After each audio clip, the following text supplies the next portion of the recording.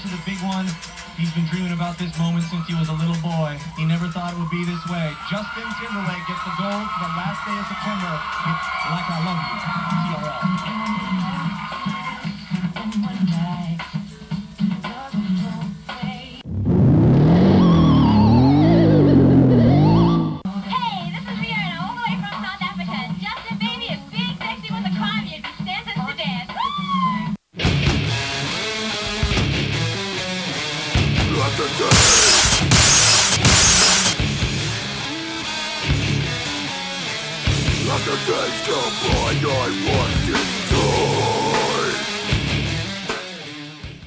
Started like my original band, Second to None, Fury 5, some other bands that were around back then. Just everybody hanging out, just trying to start a scene in New Jersey. Because way back then, New Jersey never got any respect. Every time a band from out of Jersey like went to New York or somewhere else, you know, all the kids would always shit on the bands, and you know, kids would come here and try and beat up on everybody. So we just kind of started off and policed the scene. Like me and Kevin, man, you know, we have families, but you know, we're not close with our families. Like we could all get together, and it's a bunch of people that, like all of our friends, like all the tech kids, the Fury guys. It started like that, man. Yeah. I just knew it when I was 13 years old. I started hanging out with tech.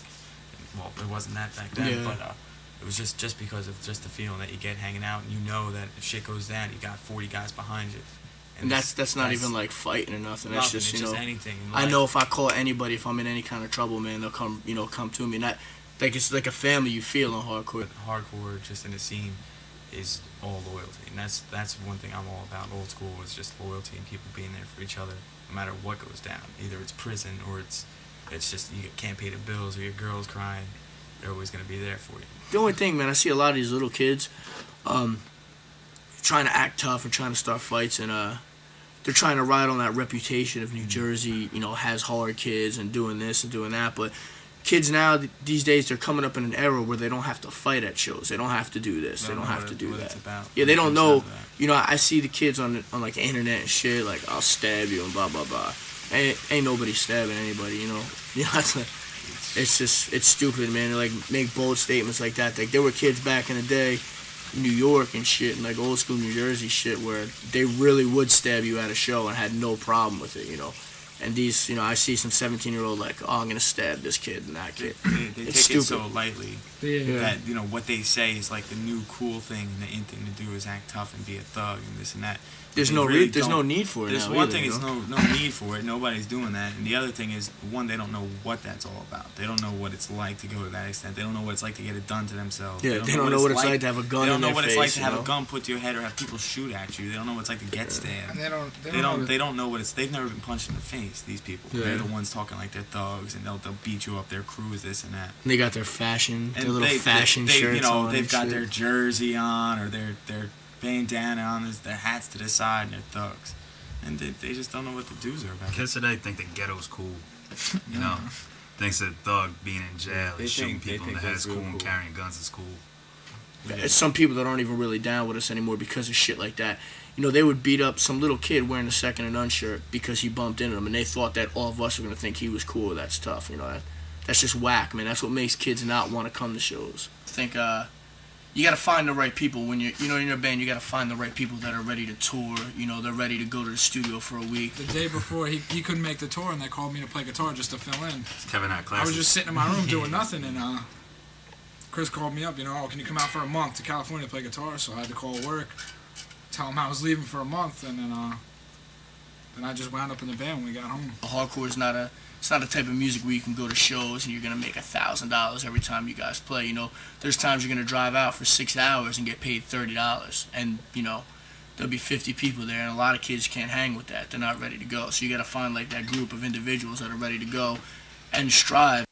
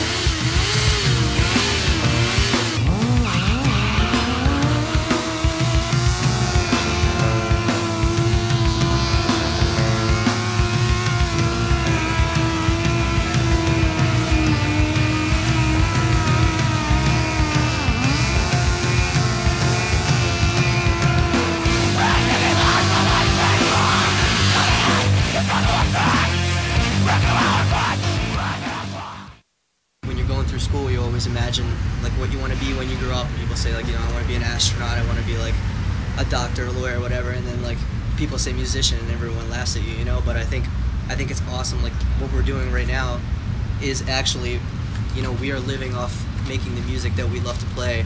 Not necessarily living with, you know, like we're rolling around in the money, because we have absolutely no money. Yeah, we're broke. But I mean, like, we're doing what we love to be doing, and we're traveling around the country and, you know, showing people our music and showing people our art. And at this point, we can get by on doing it. So, I mean, you can't ask for anything much more in life. Yeah, like sometimes we'll be in the van and I'll wake up and I'll be like, oh, if I see these people one more day. And then like I seriously think to myself, like, there are so many people that want to be doing what we're doing right now, even on the small scale that we're doing it on. Like, a lot of people have never even left the cities that they grew up in, you know. Just remember that a lot of people are sitting in front of their computer for 8 hours a day, you know, wasting their minds away and not doing anything progressive with their lives. Physically and mentally, it'll take a toll on you, just being away from the people that are important to you and being away from the things that you know so well. But at the same time, like, when you come to a place that's like definitely not your home and you see people like singing the words to the songs that you wrote in your room, or like, you know, just you meet someone and you find out that a song that you wrote like a couple years ago actually meant something in their life, and like, you know what I mean? It's just like it completely like rejuvenates all of us, I think, to see that we've connected with people.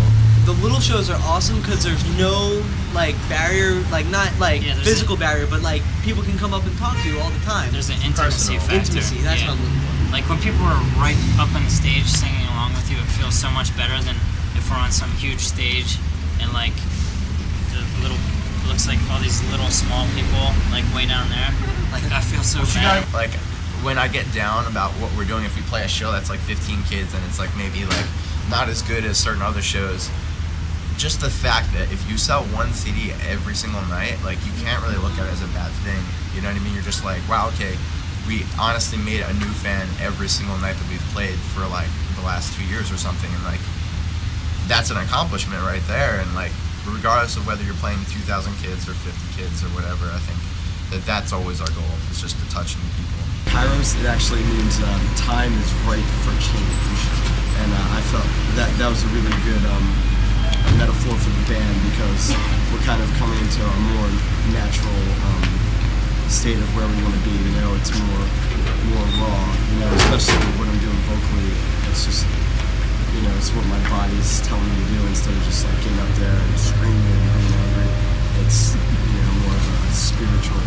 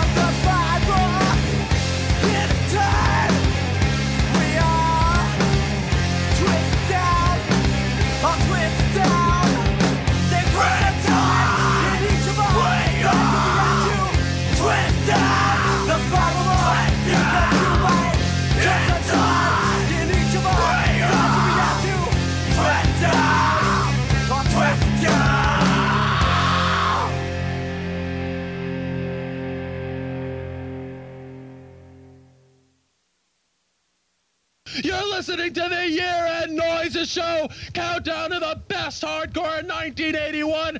I'm Timmy Somer on WNYU-FM. We play the best hardcore, new and old, released, unreleased, anything you want to hear as long as it's fast and loud and punk and now and oi every Wednesday, 7:30 p.m. I got a couple of gigs I'd like to announce. First of all, Black Flag is playing tonight at the Mug Club, Sunday night at Peppermint Lounge, tomorrow night at A7 on Avenue A and 7th Street in the East Village. Christmas Eve show, you got Reagan Youth, you got Bad Brains, Heart Attack, Kraut, Misguided. Important to support what's going on in New York to make sure it gets bigger and bigger. Hardcore really, really matters, you know, that it really makes a difference to some people. SOA, Lost in Space. That's number 11 on our hardcore countdown. Before that, we heard Minor Threat, number 14, with Filler. We opened the show with Teen Idols. With Teen Idols, the number 15 cut. Friday night, the Bad Brains, SSD Control Fiends. Saturday night, Bad Brains, Minor Threat, Double O. That's at Irving Plaza. Brand new from the Misfits. This is from their LP. The song is called Astro Song. Now we've got 5 pairs of tickets to give away to see the Misfits and the Necros at Hitsville in Passaic, New Jersey. The Circle Jerks from LA with Whirled Up My Ass. They came in at number 7. Really up for tonight's show, and why not, folks? We got a brand new cassette from the Bad Brains. And this one's called I. BC Boys played, they were great. Reagan Youth played, they were great. Bad Brains, great, great, great. Great show. Anyway, we're going to hear something now from the Beastie Boys. This one's called Egg Raid on Mojo. They're one of New York's best. What do we know about partying or anything else? Black Flag with Six Pack off their new album, Damage. It's brand new. It's great, folks. We heard Bad Religion. That's a great, great new album from L.A. That song is called We're Only Gonna Die. The Dead Kennedys, Nazi Punks. That's their second favorite hardcore song of the year, as you told me in your votes. Number 3, the Bad Brains, Pay to Come. Well, folks, this is it. The song you voted as your number 1 favorite hardcore song of the entire year, 1981, by an overwhelming landslide, folks. All your votes told me that this was your favorite punk rock song of the entire year. You asked for it. You got it. Black Flag, Six Pack.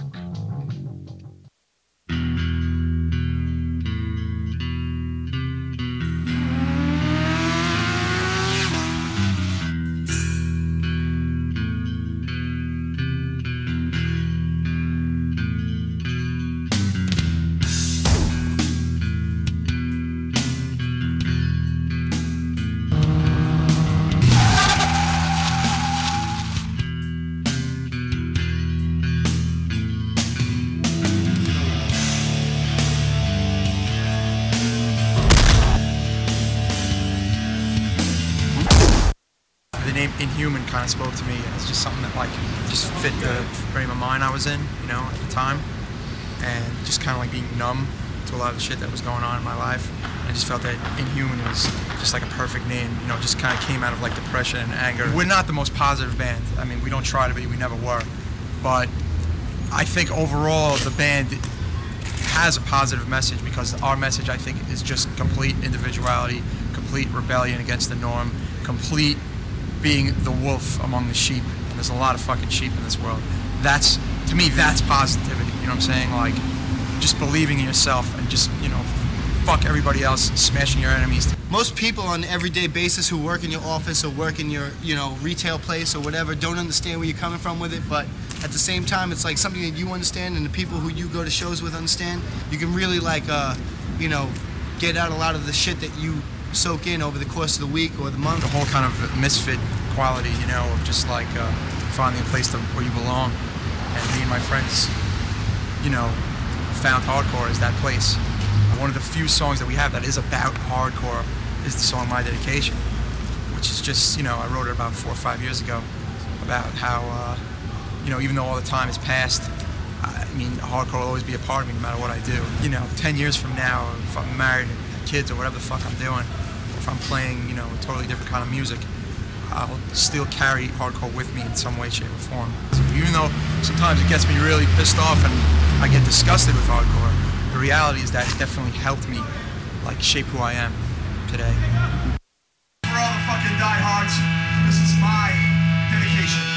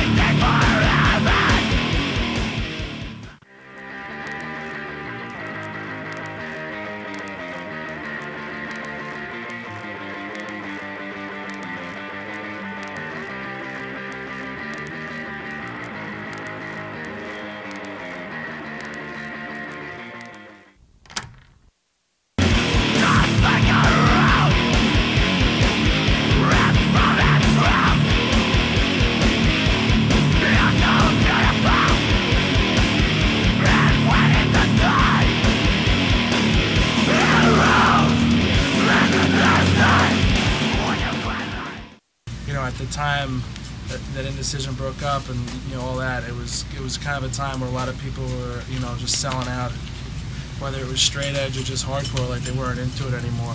And, you know, for some reason people think that in order to grow up, you have to stop going to shows and start listening to indie music and stuff. So I think the message of the band was really just to be a hardcore band and, you know, just make no bones about it. We weren't ashamed to be hardcore. There's been so many times we're in Europe or here, wherever, we're on tour, and shit will go wrong, we'll break down, or we'll need a hand with something, and like kids that you just met 2 hours before, you know, before the show started, are ready to let you sleep on their floor and, you know, help you out, you know, drive you around, like, just because you're connected through the music. Like, something like that is just beyond words, you know, it doesn't exist anywhere else. It's really great, too, when you're a million miles away from home and a kid comes up to you with, like, a Love is Stronger Than Death tattoo, or For Those I Love tattoo, and they're like, yeah, this, you know, really helped me out, and they have lyrics to your band tattooed, like, on their chest or wherever else, and it's like, oh, wow, that's great, you know. Yeah, we get a lot of letters from people just saying, you know, the lyrics got them through a tough time or whatever.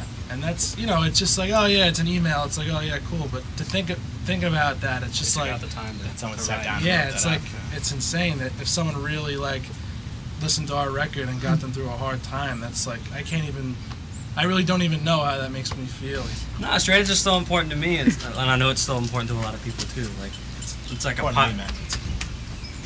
it's a positive thing. Like, I don't know. I've just seen so many bad aspects of people like abusing alcohol and abusing drugs and stuff like that. And it's cool, like with hardcore as a subculture, like that's where straight edge came from. Was like kids thinking for themselves and trying to have like a clear outlook on things. So those of us that are straight edge, we're never like, you know, like crazy, you know, like hardline, like holy, like you know, I never like punch anyone that in the face that was like drinking a beer or whatever. But I think as time goes on and as you get older, and as more people fall off, like it just makes your beliefs and convictions and stuff like that much stronger, because you almost by default you just kind of become that way, just because it's like, wow, there's like no one left, you know, like there's really not a lot of people left that are like later 20s, you know, mid 20s or whatever. We'll play a Guerilla Biscuits cover and half the kids at a hardcore show don't know the song, and it's kind of upsetting. It's just like, you know, just because, you know, these bands aren't around anymore doesn't mean you shouldn't listen to them. I think it depends on what scene you're playing to. You know what I mean? Like if you're playing like a metalcore show or whatever, nobody knows Guerilla Biscuits. Yeah, but then when you play like a regular hardcore show, like it's like cool to know the older band. So like everyone, like you could play like this obscure like uppercut song or something, and they'll know it. But I think kids, instead of going and researching where all these bands got their sound from, they'll just take the one band that put it all together and, you know, and combined everything and just copied it. Yeah, like we used to like get Youth of Today record and you read like the thank you list and be like, okay, I gotta get that album and that album. Misfits were playing, and at the time I guess it was Jerry Only, Dez from Black Flag, and Marky Ramone. I mean, like, regardless, it's not the Misfits, but geez. It's not. But those three guys, I mean, half of the fucking crowd wouldn't even be there if it wasn't indirectly for those guys. You know, Marky Ramone's there checking his drums, people looking at him like, who's this? Is this the tech for, you know, Dillinger or something? It's like, no, this is fucking Marky Ramone. Now it's just like if it's not one particular style, like you're either an emo kid or a metalcore kid, or you know, and it's like no one wants to listen to different things anymore, and it's really, it seems like hardcore is not as open-minded as it was, you know, a few years ago.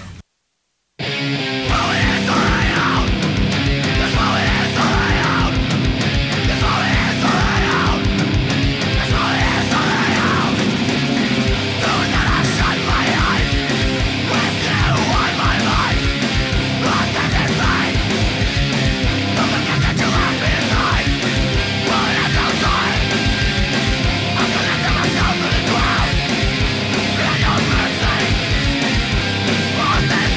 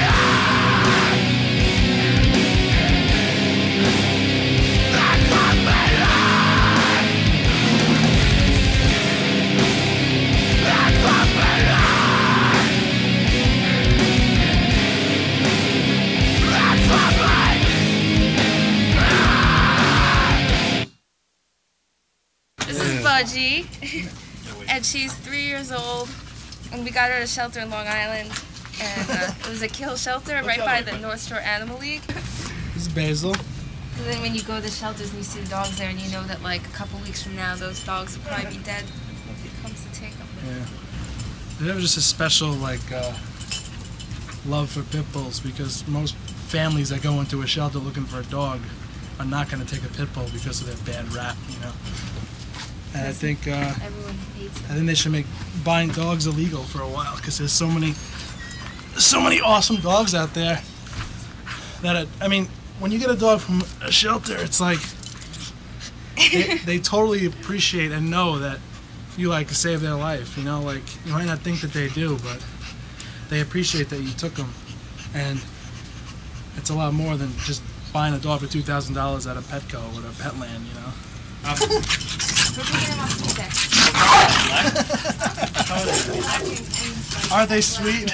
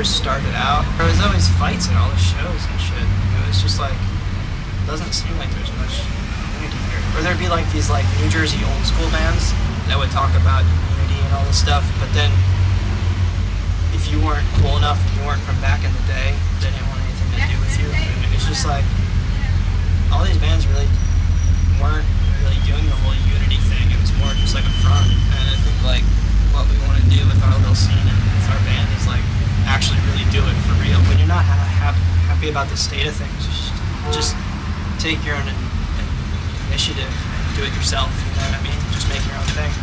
That's what they did. I'm really proud of the scene that we have now.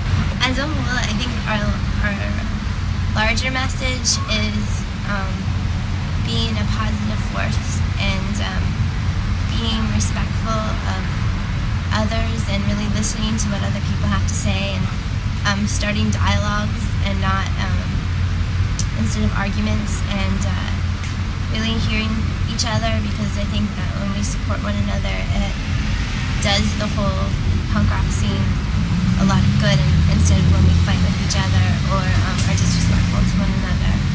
And definitely sometimes I think we allow ourselves to become too jaded and negative, and we just say, oh, the world sucks, and we allow ourselves to sink into that philosophy instead of realizing that you can actually make a difference by being happy and being positive and communicating your ideas and your love with other people. I feel like it gives you some kind of closure when you can talk about your biggest insecurities in front of like hundreds of people sometimes. But also, I have a speech problem, I have a stuttering problem.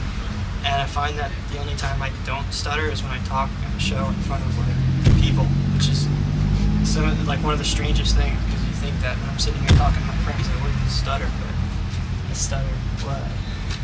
I stutter like crazy when I'm just having a normal conversation. But when I talk about a song in front of people, I don't stutter at all. It's kind of strange. So in that way, it makes me feel like a stronger person.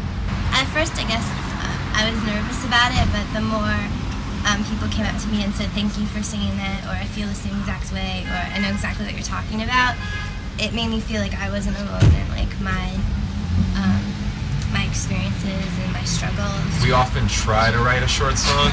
We'll sit down and say, okay, this is going to be our 2-minute song, and that's going to be it. But it turns into another like 5 to 7 minute song or something like that.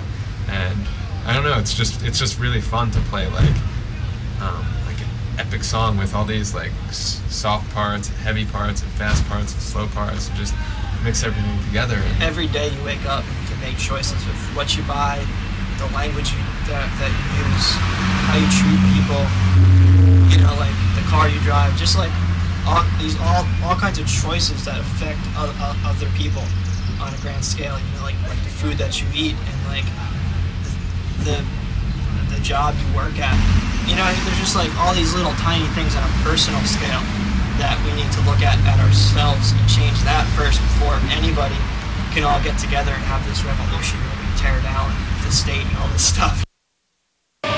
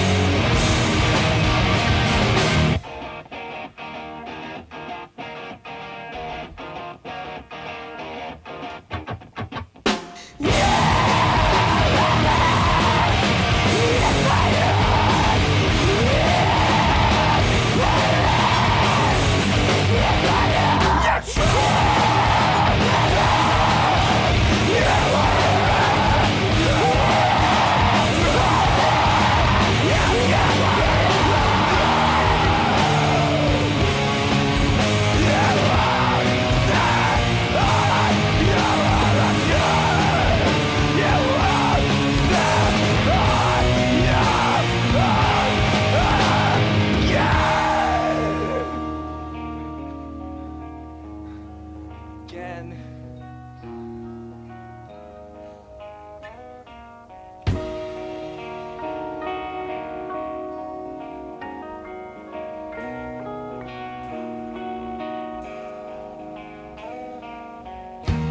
You said there'd be days like this, and days like this would pass. It seems like a lifetime then, those years went by so fast. You said there'd be days like this, and days like this would pass. I'll try to remember you. You came and went so fast.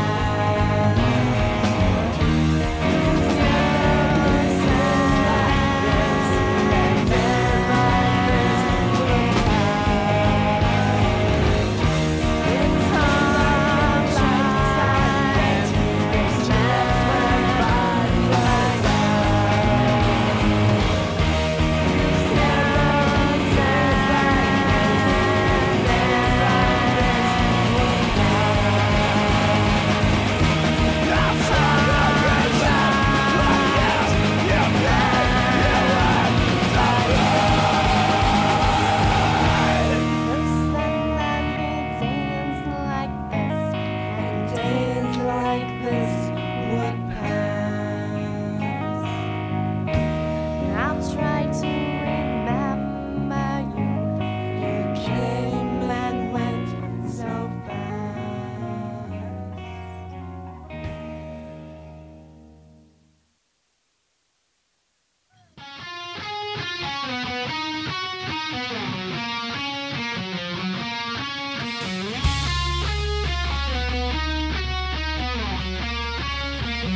Fuck you, Brandon.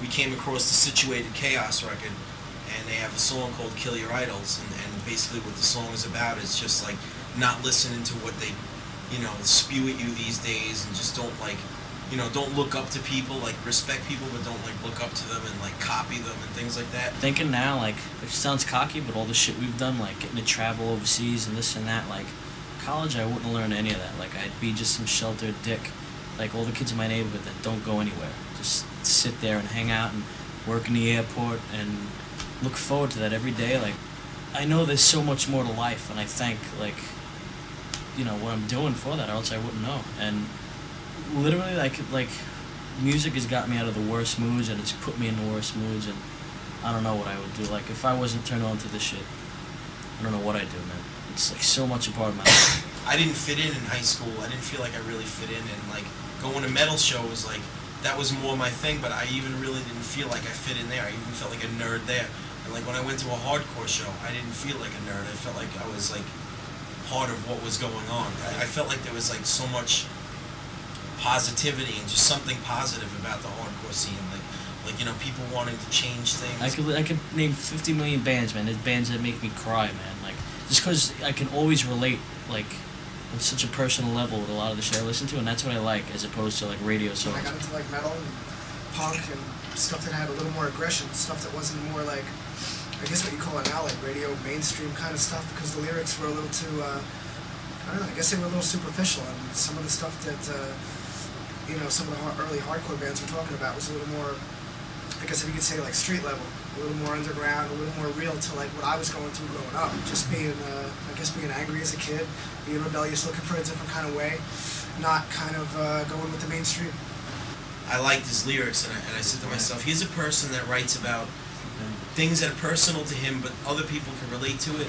He doesn't sing about things that like not everybody can grasp, and like, I mean, I'm not saying this is a bad thing. I think, you know, hardcore should be about standing up for what you believe in and singing about whatever's on your mind, and you know, change is definitely important. Like I said, there are people that are sincere, and what they say is from the heart, but a lot of times there's people up there talking about this and that and what you should do and what everybody should do and what this country should do or whatever, and like they ain't even living that when they're home. They're just, you know, it's just, you know, it's for show when they're on stage or whatever. I think it's all honest, and I think the people that are into us know that our integrity lies in the lyrics. We all have so many friends in this country now, and in other countries, and it's like, you know, when you come home and you become a normal person again, you know, dealing with people on a regular basis isn't so hard anymore, because, you know, you've done it on such a large scale. And I kind of like that aspect about what touring has done for me, because I was always very shy in the past and very, you know, to myself and self-conscious, and like, you know, I'm totally not like that anymore. Like, you know, I'm a fat-ass motherfucker. I'll walk around with my shirt off in a parking lot somewhere. I don't give a shit, you know, because I don't care what anybody thinks anymore, you know. So that's what touring has done for me. It's just made me break out of my shell, have a lot more fun with people. We're having like road wars with this guy, man. The guy, like, he was going like at 30 alongside of a truck, and we're trying to get past him, and he like purposely slowed down. Me and Andy in the front, Andy loses his mind when he's driving. So finally, the guy gets in front of the truck, goes over the right lane. We passed him, so I rolled down the window. I was like this far away from him. I was like, "Fuck you, idiot!" And we sped up. So he catches up to me. He looks like Jack Tripp and shit with the mad like Herb haircut. He pulls up and he knocks on his own window and looks at me, and he's just like. So Andy like swerves at him, and the guy swerves at us. His wife is freaking out. Andy gets in front of him and jams the brakes. He goes around us. Finally, we catch up to him. This guy's like Nosferatu in the fucking loft, out cold, sleeping. He wakes up. What's going on, bro? Grabs a bottle of Jolt, takes the cap off, lobs it out the window. The shit lands on his fucking, like, right by his windshield wipers. It just starts spilling everywhere. All I saw was the guy go like that and go off the road, like do like 2 donuts and shit. We got a bunch more great acts coming up. The Amazing Blaze and Tyler Fire, the Sideshows, Fire Eaters here tonight, and of course, Kill Your Idols is gonna close us off. So, ladies and gentlemen, go get 3 or 4 more beers, and we'll see you back here in just a minute.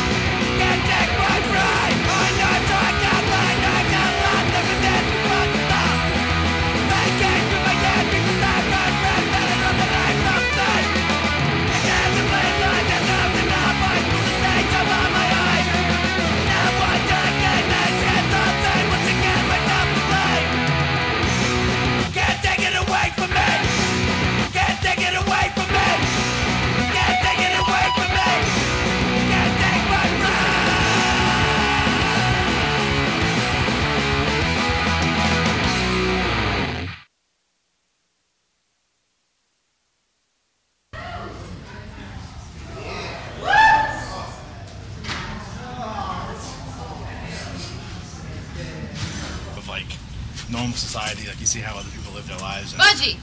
Sorry. You more scared. Shut the fuck up! Sorry, I don't want to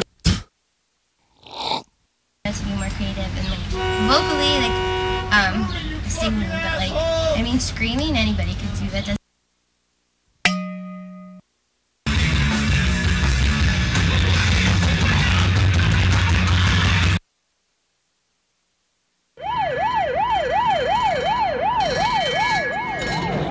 We had to stand in a police lineup in Austria. Some old German lady got robbed. We go Rafe took a fucking hat.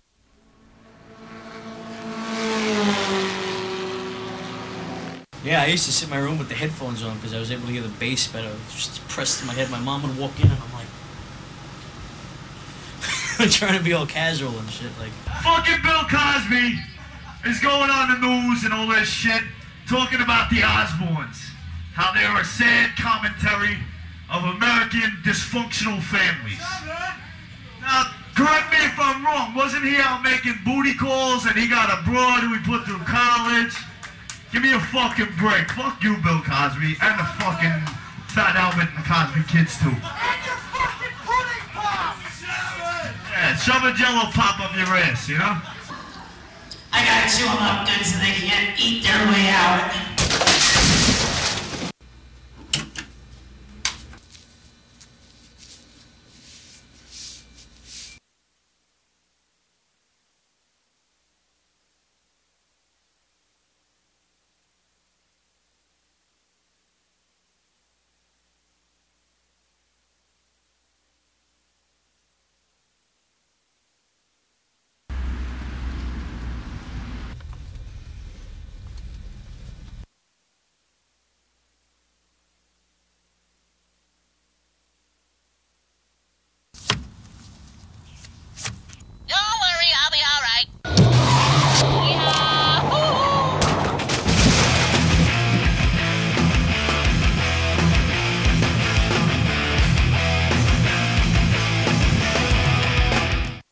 Basically sing about what's going on in our lives, you know, and whether things are going good or bad and how we could better it, you know. And it's getting deeper though. Like there's a lot more shit we're talking about now with the new album. It's like melodic, but it's not emo. You know what I mean? It's like melodic, like Quicksand, Burn, Dag Nasty, that kind of melodic, you know. But not like over the top, like, you know, it's not fruity. It'll always sound like us, and it'll always have that hardcore edge, but it'll just get more elaborate and more deep into songwriting and more with everybody's capabilities. Everybody in the band has a good understanding of what everybody else is doing. So like if Brian or myself comes up with a drum idea, Steve has no problem with, you know, taking it on and, you know, fucking with it a little bit and making it his own. Or Steve wrote the complete song to On the Rise, and he's the drummer. So we never, you know, have any bones about anybody else writing another part. If Mike wants to write a guitar part, he's got that. Hugo wants to write a vocal line. We all have the opportunity to contribute anything to the band. you grow up, I mean, listening to the old bands, you know, Agnostic Front, Sick of It All, Cro-Mags, and just like they've always pretty much portrayed a message as like, you know, to be yourselves and like, you know, forget what everybody in the outside world fucking thinks of you, and you know the basic message of what I'm getting at, you know. And like when you're a younger kid, you know, it's kind of harder for you to do that, especially going up to high school and having pressures of like, you know, fitting in, and you know, hardcore when it started was basically like an outcast fucking type of scene, you know what I mean? And it always taught me to be myself, you know what I mean? Even as a younger kid, I'll admit it, you know, I always followed trends, and I was definitely more of a follower, you know. And I feel hardcore has kind of strengthened that and strengthened me as a person. One day, you know, you got other things going on. Hardcore is just like great, your favorite kind of music. It's just, you know, what really gets you. Another day, it's a way of thinking. It's a way of trying to go about things a different way than everybody else goes about it. Just thinking about things in different lights. Like from day to day, it changes what hardcore means to you as a person. You know, we're just really happy that we have a really solid lineup now. We're all friends. We all have the same motivation. We're all on the same page. Yep. The way I picture Blank Stare is in sort of retrospect. It's like sitting on the edge of your bed and just thinking back of all the good times that you shared with people in your past. It's almost like a tribute to the people that you grew up with, the people that have always been there in your life and always will be there in your life. It's funny because the way the song came about, the title for the song, is I played guitar in the band at the time, and one time I was just standing there, we were about to play the song, and they're like, yo Lenny, what the fuck are you doing? And I was just standing there and I had this blank stare on my face. So it's kind of stuck. So goes out to all the people that really support us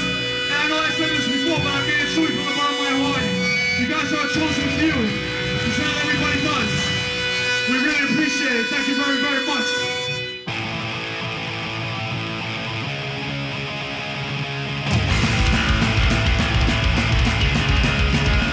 From the start, you were there to pick me up when I was down. Back at school when friends were you. Loyalty helped us stay true. To this day, it's still what makes cross. In our hearts, nothing has changed. So when your back's against the wall, I won't let you take the fall. It's I know you and you the same. This is what together will never fade away. This fight differences are also the same. Never the same. As the time has passed us by, the memories for us and cries. Never give it up.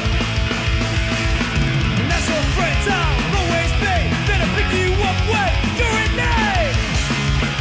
When you are in need. When trouble comes, I'll never turn away. We'll always stand for what we believe. We have reasons, no need to live your way. Won't live your way. As the time has passed us by, the memories for us and cry. Never give it up. There's a friend I'll always be. Then I'll pick you up when you're in need. When you are in need. Come on.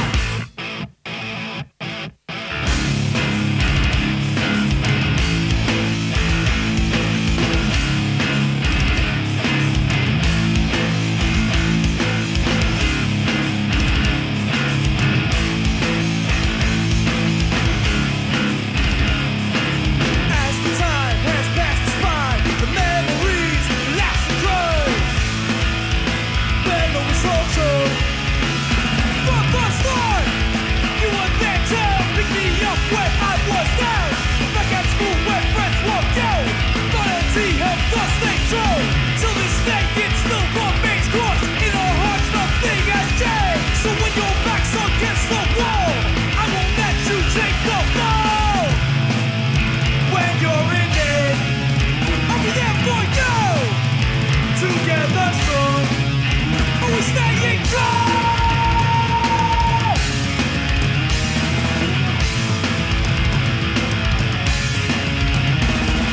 As the time has passed us by, the memories for us and cry. Never give that up. That's the friends I'll always be. There with you up when you're in need. When you are in need.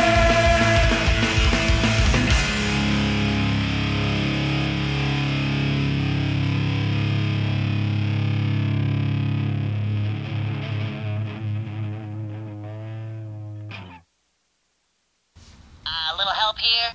Yeah.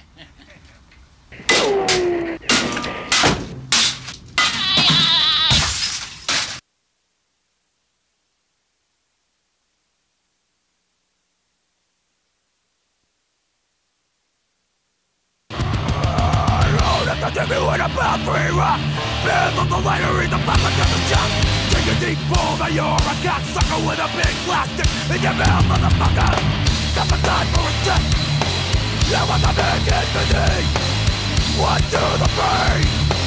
And now he's feeling kind of dizzy. He's off to his phone. Looking just like a stick. Getting fucked in the ass with a big black dick.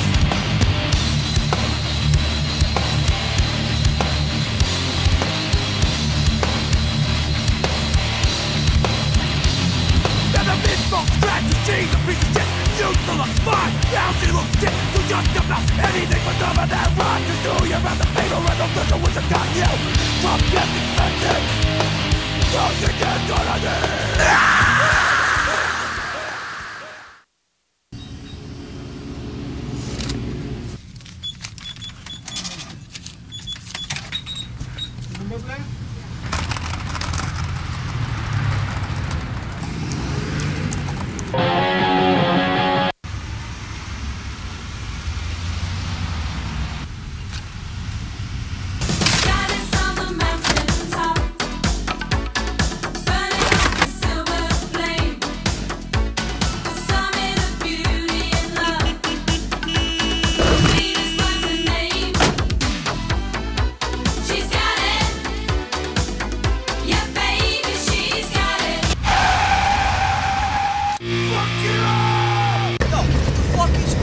so close to the car?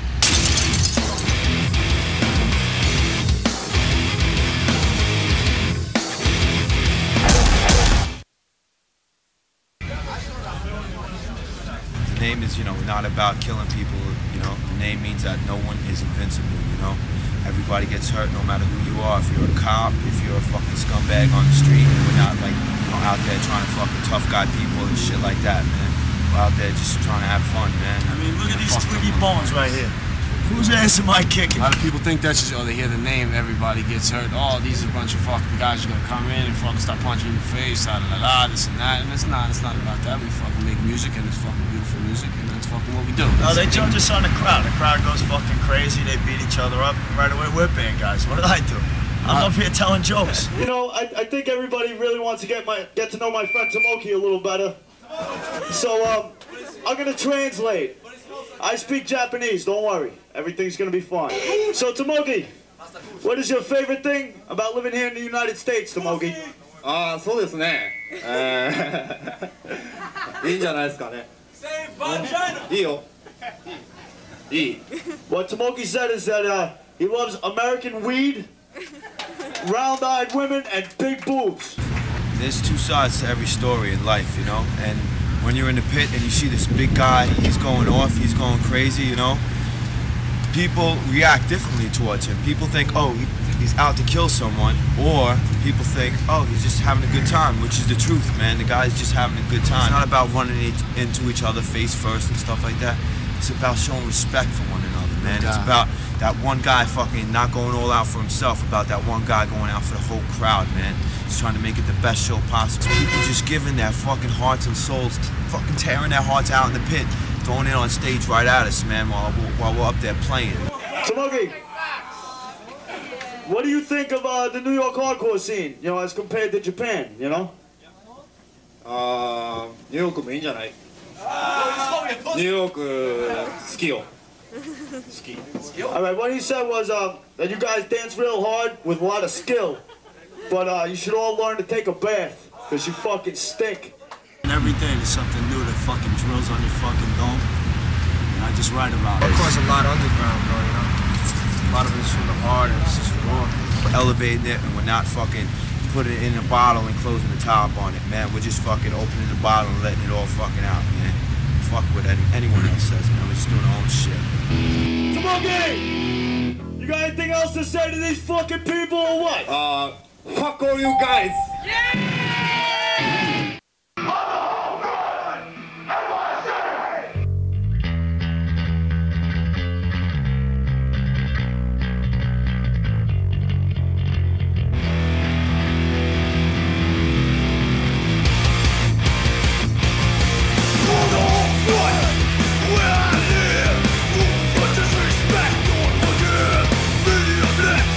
Wait all night, streets for red, do it live.